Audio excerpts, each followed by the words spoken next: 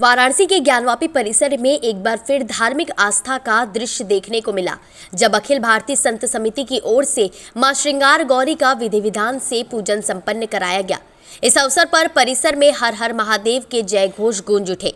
सदियों पुरानी परंपरा का निर्वहन करते हुए संत समिति के सदस्यों ने मां श्रृंगार गौरी के विग्रह के बाहर पूजा पाठ किया। विशेष अनुष्ठान का नेतृत्व अखिल भारतीय संत समिति के राष्ट्रीय महामंत्री स्वामी जितेंद्रानंद सरस्वती ने किया। पूजन कार्यक्रम के अंतर्गत ज्ञानवापी की पश्चिमी दीवार पर स्थित मां श्रृंगार गौरी के विग्रह का पूजन किया गया। साथ ही नंदी महाराज की पूजा और बाबा विश्वनाथ का जलाभिषेक भी संपन्न हुआ। संतों ने प्राचीन पत्थरों पर कुमकुम, सिंदूर और चंदन अर्पित कर कपूर से मां की आरती उतारी। इसके बाद रामकथा आयोजन की औपचारिक शुरुआत की गई। इस मौके पर स्वामी जितेंद्रानंद सरस्वती ने कहा कि मां श्रृंगार गौरी का दर्शन पूजन वर्षों पुरानी परंपरा है, जिसका उल्लेख सरकारी रिकॉर्ड में भी मिलता है। उनके अनुसार यह अनुष्ठान पिछले कम से कम 67 वर्षों से नियमित रूप से होता आ रहा है। उन्होंने कहा कि माघ माह में ज्ञानवापी परिसर में रामकथा का आयोजन होता है, जिसकी शुरुआत मां श्रृंगार गौरी, प्रतिष्ठा रत्न दी और बाबा विश्वनाथ के पूजन के साथ की जाती है।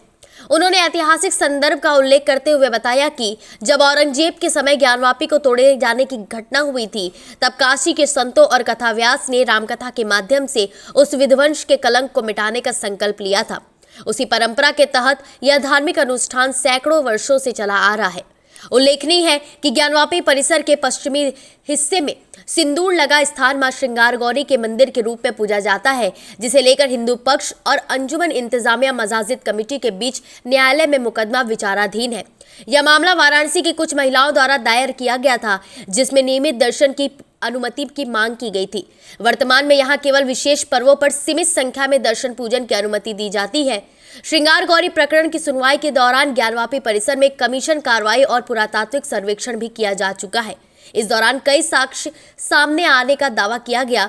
वहीं वजू खाने में शिवलिंग नुमा आकृति मिलने का मामला भी अलग से न्यायालय में विचाराधीन है। यूं तो काशी विश्वनाथ मंदिर 7 बार तोड़ा गया, परंतु 19 अप्रैल 1669 को औरंगजेब के आदेश से जब टूटा, तो काशी के वैदिक ब्राह्मणों ने तय किया कि क्या प्रमाण है कि हमारा मंदिर यही था।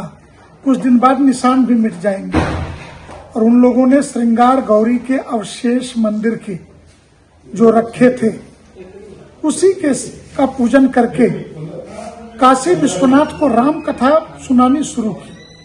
1965 तक ये कथा बिना किसी प्रमाण के प्रतिवर्ष चलती रही, किसी ने रोका टोका नहीं। 65 में जब यह नगर निगम बना, तो एसडीएम के परमिशन से विधिवत रूप से कानून की किताबों में दर्ज करके ये कथा आज से प्रारंभ होती है। माघ शुक्ल पक्ष की षष्ठी से लेकर के पूर्णिमा तक ये 9 दिन यह कथा चलेगी।